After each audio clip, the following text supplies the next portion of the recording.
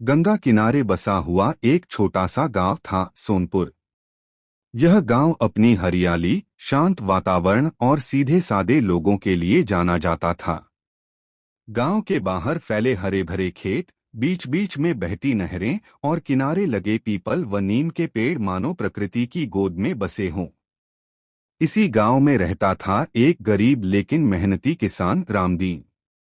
रामदीन के पास ज्यादा जमीन नहीं थी, लेकिन जितनी भी थी वह उसे अपने बच्चे की तरह संभालता था। सुबह सूरज निकलने से पहले उठना, बैलों को चारा देना, खेतों में हल चलाना और शाम को थकाहारा घर लौटना, यही उसका जीवन था। रामदीन अकेला नहीं था। उसके जीवन में दो खास साथी थे। एक था उसका वफादार कुत्ता शेरू और दूसरा था एक सफेद सुंदर हंस, मोती। शेरू किसान का सच्चा रखवाला। शेरू कोई साधारण कुत्ता नहीं था। वह रामदीन के घर में तब आया था जब वह सिर्फ एक छोटा सा पिल्ला था। किसी ने उसे गांव के बाहर फेंक दिया था। रामदीन ने दया दिखाकर उसे अपने घर ले आया। धीरे धीरे शेरू बड़ा हुआ और रामदीन की परछाई बन गया। रात को खेतों की रखवाली, दिन में घर की सुरक्षा और हर मुश्किल में मालिक के साथ खड़ा रहना, यही उसका धर्म था। शेरू की आंखों में अपने मालिक के लिए असीम प्रेम था। मोती तालाब का मासूम हंस।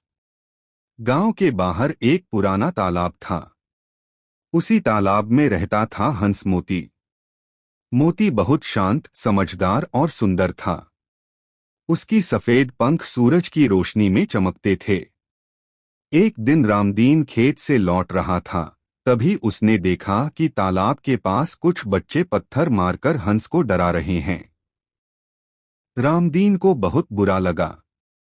उसने बच्चों को डांटा और हंस को बचाया। मोती डर के मारे तालाब के किनारे कांप रहा था। रामदीन ने प्यार से कहा, डर मत मोती, अब कोई तुझे नुकसान नहीं पहुंचाएगा। उस दिन के बाद से मोती ने रामदीन को अपना दोस्त मान लिया। दोस्ती की शुरुआत। अब रोज सुबह एक अनोखा दृश्य दिखाई देता। रामदीन खेत जाता, शेरू उसके साथ चलता और मोती तालाब से उड़कर खेत के पास आ जाता। तीनों एक साथ समय बिताने लगे। शेरू पहले मोती को देखकर भौंकता था, लेकिन रामदीन ने प्यार से समझाया। धीरे धीरे शेरू और मोती में भी दोस्ती हो गई। अब शेरू मोती की रक्षा करता और मोती शेरू के पास बिना डरे बैठता।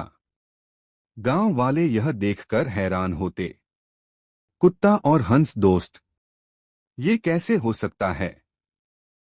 लेकिन यह दोस्ती सच्ची थी। किसान की मुसीबत। समय बीतता गया। एक साल ऐसा आया जब बारिश बहुत कम हुई। खेत सूखने लगे, फसल बर्बाद होने लगी। रामदीन बहुत चिंतित रहने लगा। उसके चेहरे की मुस्कान गायब हो गई। शेरू यह सब समझता था। वह चुपचाप रामदीन के पास बैठ जाता। मोती भी तालाब से निकलकर पास आ जाता, मानो कहना चाहता हो, हम साथ हैं। एक रात कुछ चोर गांव में घुस आए। उनकी नजर रामदीन के खेत पर थी।